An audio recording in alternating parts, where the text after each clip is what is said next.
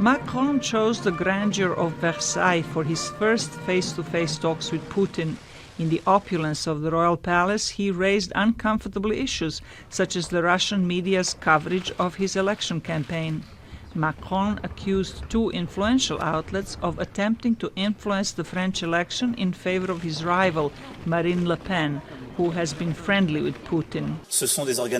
Russia Today and Sputnik have been organs of influence throughout the campaign, and they have repeatedly produced counter-truths about me and my campaign. Rights groups have urged Macron to confront Putin about the abuse of gays and lesbians in Russia's southernmost Chechnya region. Mr. Macron promised, it was a commitment he made to Amnesty International during the campaign, that he would defend human rights not only in France but in the world. So here he has an opportunity that must not be missed to show extreme firmness, because we know that's the only language Mr. Putin understands. After the talks, Macron made clear that he had kept that promise. We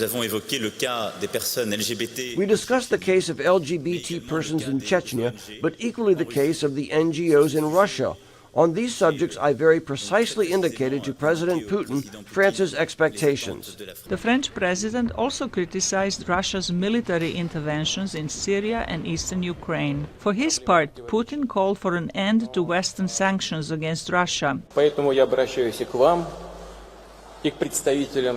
I appeal to you, as well as to the representatives of the French media. You should fight for the lifting of all restrictions in the global economy.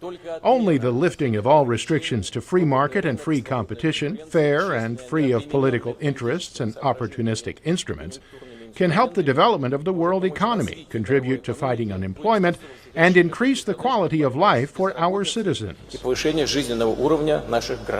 Russia has been under international sanctions for its illegal annexation of Ukraine's Crimea Peninsula in 2014 and its military support for Russian-speaking separatists in eastern Ukraine.